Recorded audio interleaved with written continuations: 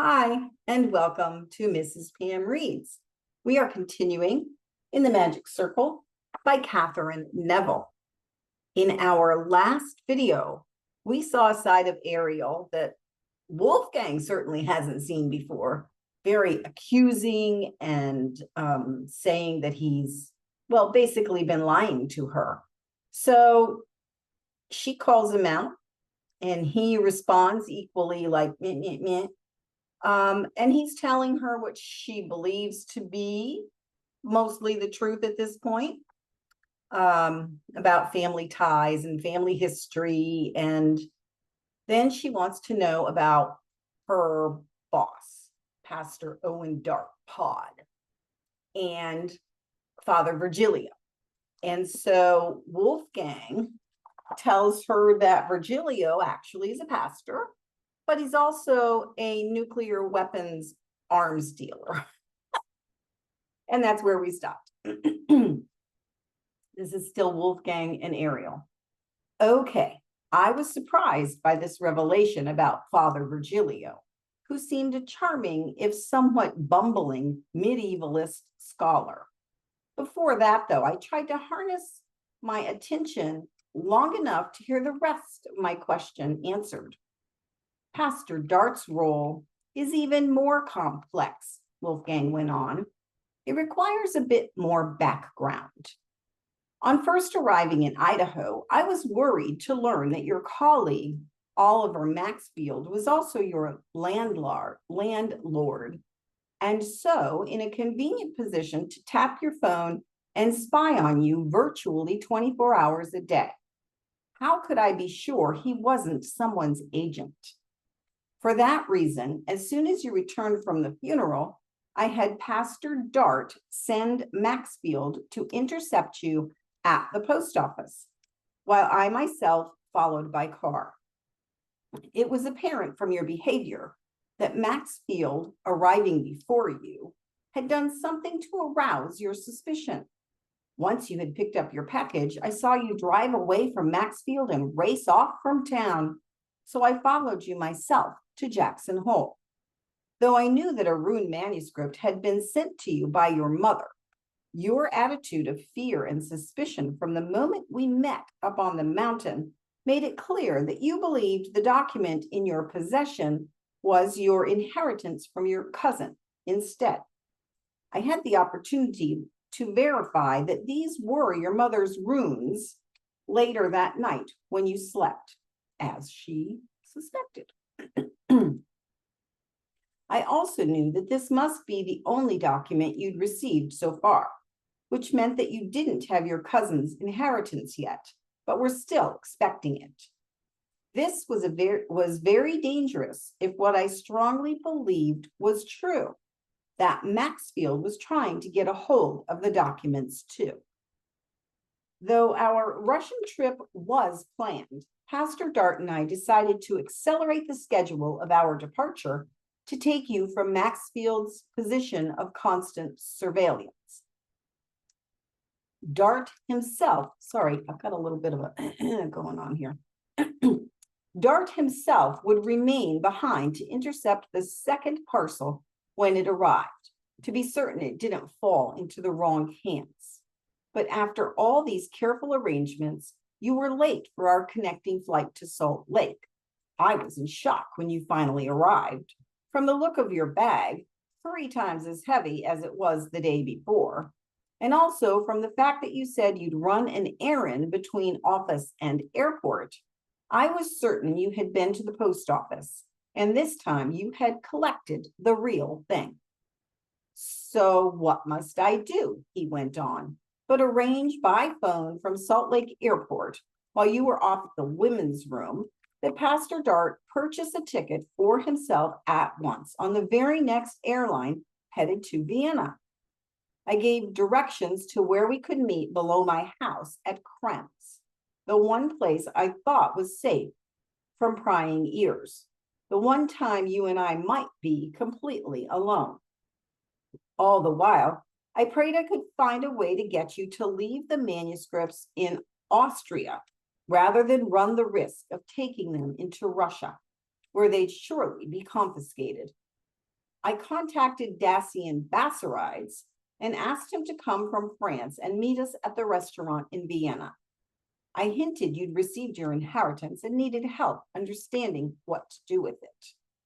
At the restaurant, I hadn't expected him to send me away so he could be alone with you. But at least Virgilio watched, so he didn't take you off somewhere and fail to meet me on the corner he'd designated. Wolfgang paused for the first time and shook his head. Ariel, if you could know how insane I've been these past 2 weeks, merely trying to protect you from yourself. From myself, I nearly screamed. With thousands of gongs clanging in my brain, I wrestled myself back to reason. Let's see if I got it right. This guy had just confessed that ever since meeting me, he'd been embroidering on the truth. Embroidering?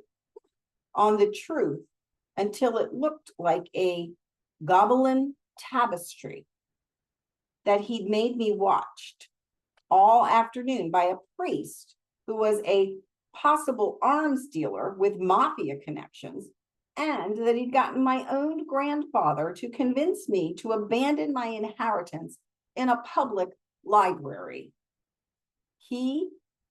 Had I left anything out? Probably.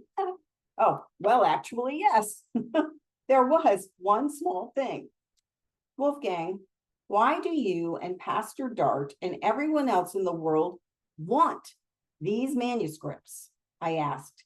I know they're valuable, but what's so important about them that the pod had to fly halfway around the world at the drop of a hat just to meet you for a few minutes at night in that vineyard?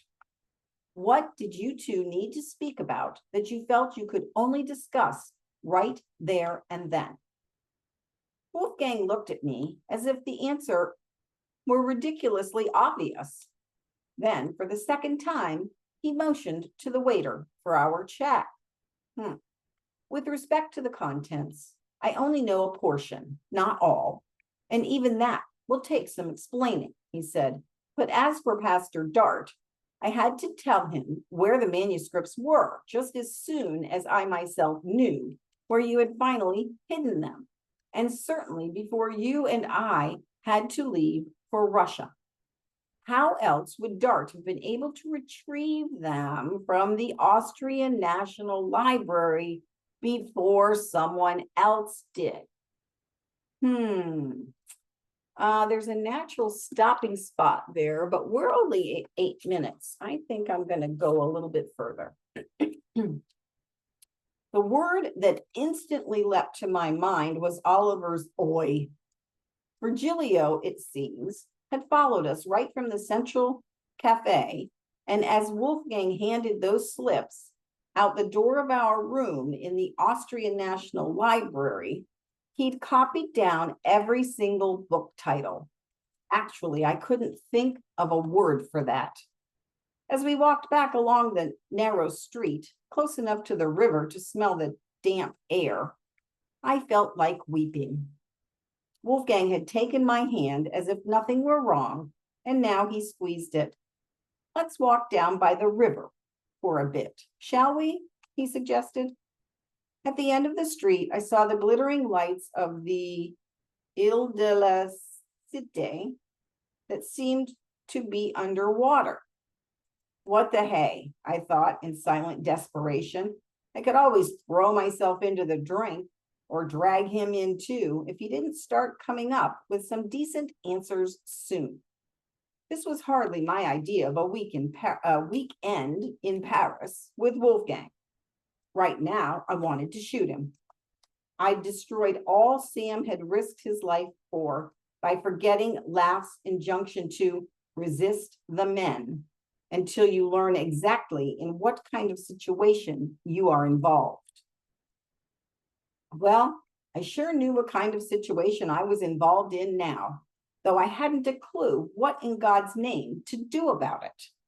I felt like screaming my brains out. I still knew less than nothing about these bloody manuscripts. Just thinking of all they cost ripped me inside out. but the night was far from over, and I have vowed to get some straight answers before it was up. We went along the quay to where we could see across the water the illuminated facade of Notre Dame, towering above its famous wall of ancient ivy that dripped down to the rippling river. Ariel, said Wolfgang, turning my face up to his in the glittering night light. If I lie to you, you say it makes you unhappy. But when I tell you the truth, you're unhappy too. I love you. Oh boy. I love you so much. What can I say or do that will make you happy? Wolfgang, you've just said that you and some mafioso and my boss, Pastor Dart, have manipulated me and betrayed me, that you've betrayed everything Sam ever stood for, what indeed he may have lost his life for, and you expect that to make me happy? I said. It would make me happy if you'd just tell me the truth, up front for a change, rather than forcing me to pry it out of you or keeping me in the dark for my own good. I want you to tell me right now exactly what you know about Pandora's manuscripts, what they have to do with Russia and Central Asia and nuclear matters, as clearly they do, and what role you and those others play in all of the above. It seems you understand nothing I've just said, Wolfgang said in frustration. First of all, I never said Virgilio was a mafioso, but that he was from a family of arms dealers. There's a difference. I said your uncle might have heard of mafia connections. Those like Virgilio often must maintain contacts with such people for their own security. In my field too, if we treat every arms dealer as an enemy, then all activity goes beneath the table and we lose any measure of control over smuggling that we might have had to begin with. We close all doors. But when you speak of betrayal, he added, there's something you clearly don't know. There's a group, I'm given to understand, had investigated Samuel Ben for many years, since his father, Ernest's death.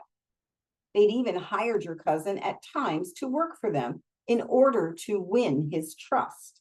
But in the end, I believe it was they who killed him.